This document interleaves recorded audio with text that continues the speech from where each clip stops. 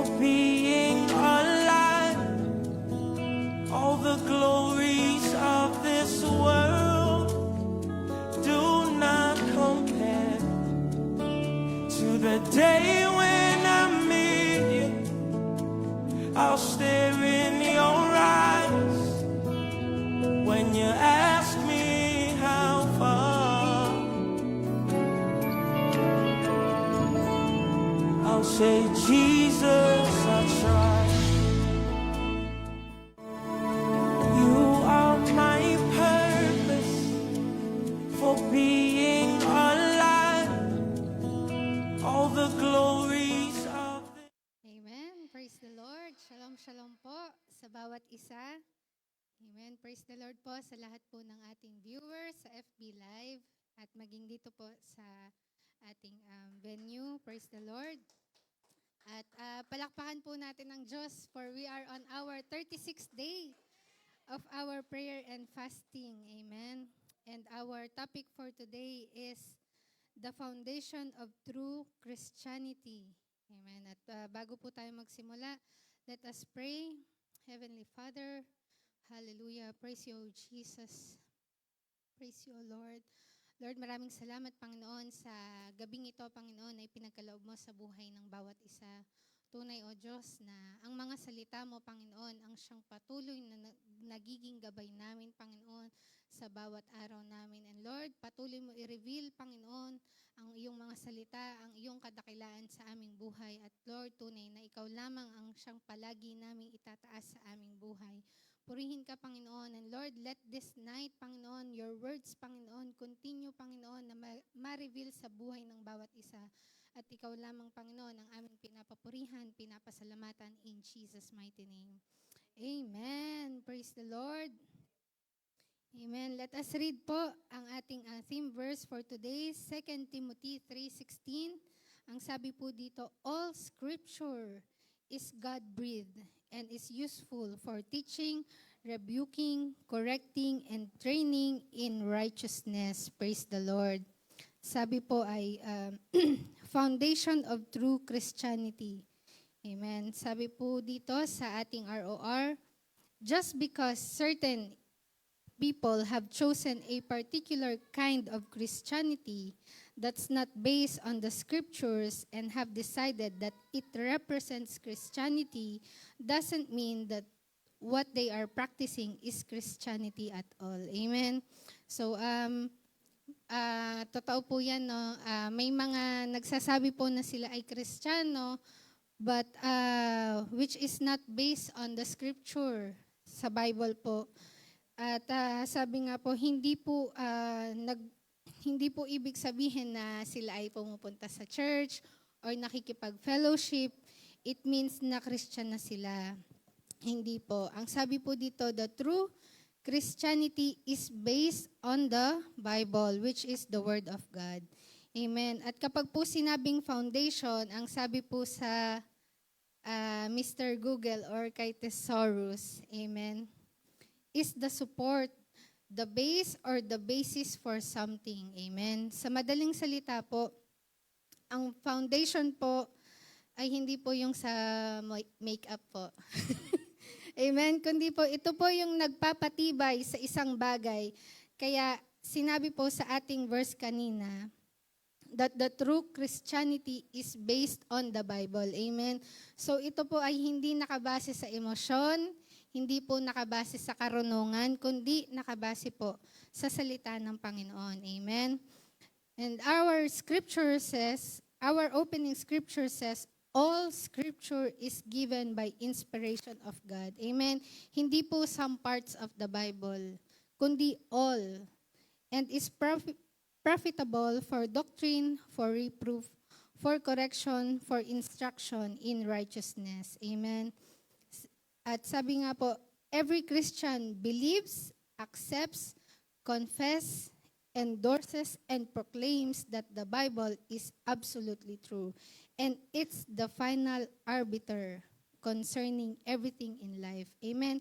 Kapag po sinabing arbiter, He is the one who has authority. Amen. So, ibig sabihin po pala, ang Word of God, ang may authority lang sa buhay natin. Amen.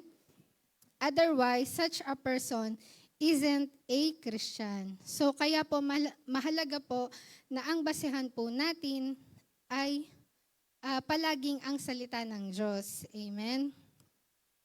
At ang tunay na Kristiyano po, base po sa sinabi nga po shinare po ni Pastor Chris, ang tunay na Kristiyano po ay nananampalataya. Amen?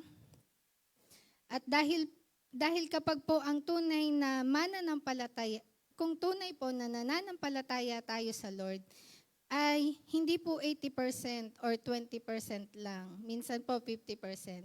No, amen po. Kundi laging 100%. Amen? At bukod po sa nananampalataya, ito pa po ang tunay na ginagawa ng Kristiyano. Sabi po dito, also the Christian accepts that Jesus Christ is the Son of God. And that means He's God in the flesh. Sabi po sa John 1:14, and the Word was made flesh and dwelt among us. Amen. Nanahan po sa atin.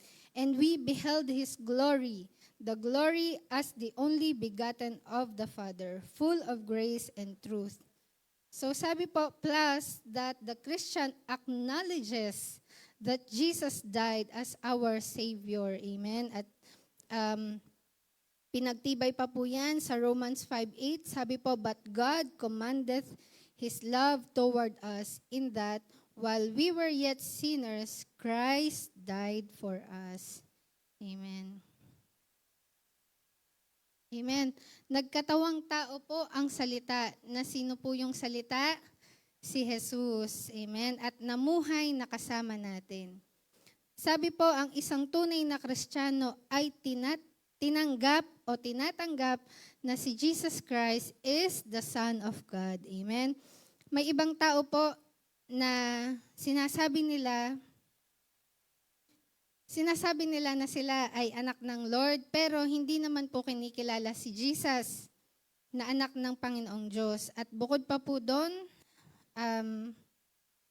sabi nga po, ang isang Kristiyano ay ina-acknowledge ang kamatayan ni Kristo bilang pagkaligtas po sa atin. Amen. Yung kamatayan po ng ating Panginoong Hesukristo is our salvation. At maaari pong na-encounter po natin minsan sa labas na sinasabi nila na hindi totoong hindi anak ng Lord si Jesus, kundi prophet lamang. But this is not what the Bible says. Amen? At dahil nga po sa pag-ibig ng Diyos sa atin, inalay niya ang kanyang buhay para sa ating lahat. Amen? Amen. And another one is sinabi po dito that the Christian confesses that Jesus was raised from the dead, amen, and professes that He is alive today, amen. Sabi po sa Romans 10:9 that if thou shalt confess with thy mouth the Lord Jesus, and shall believe in thine heart that God hath raised him from the dead, thou shalt be saved. Amen. And sa Revelations 1:18, sinabi pa po doon, I am he that liveth and was dead, and behold, I am alive forevermore. Amen. And have the keys of hell, of death. Amen. Hindi lamang nanatiling namatay si Kristo Jesus, kundi siya ay muling nabuhay. Amen. At sino po ang naniniwala? Naniniwala ngayon ng ang ating Panginoong Jesus ay buhay, magsabi ng Amen. Amen. Amen. Praise the Lord. Kaya wala pong kaibahan kung gaano po katagal nating kakilala ang Diyos o kung gaano po natin katagal na sinasabing tayo ay Kristiyano na. Kung hindi naman po natin ina-accept si Jesus Christ at hindi tayo nananampalataya, hindi natin pinoproclaim or kinoconfess ang mga katotohanan ito, ang sabi po, you are not a Christian according to the Bible. And this is the beginning of the definition of who a Christian is. At sabi po, bakit nga daw po ito importante? It's because the transcendent life in Christ that the Bible talks about is only available to those who believe. Amen? Nananampalataya po ba tayong lahat sa ating Diyos? Amen. Praise the Lord. And believing, sabi nga po, involves two essential components. Para po mapatunayan na tayo ay nananampalataya sa Diyos, kailangan po tayo po ay tumatanggap sa katotohanan ng Panginoon at kino-confess ito habang uma-act accordingly. Amen. Praise the Lord. At I invite po sa lahat po ng nakikinig at nanonood po ngayong gabing ito, I invite na maaari pong walang kasiguraduhan ang ating pananampalataya sa Lord. Pwedeng maaaring may doubt po sa inyong puso, but this is the right time, amen. Now is the time na hanapin natin si Jesus sa ating puso, amen. At I invite everyone po na makipanalangin sa akin, amen. Hallelujah. Father in heaven, you are the one true God, hallelujah. Ang Diyos na makapangyarihan. Lord, I ask for the forgiveness of all my sins. Linisin mo po ako ng iyong banal na dugo. Amen. At kinikilala po kita bilang bugtong na anak ng Diyos at aking tagapagligtas. I accept you, Jesus Christ, as my Lord and Savior.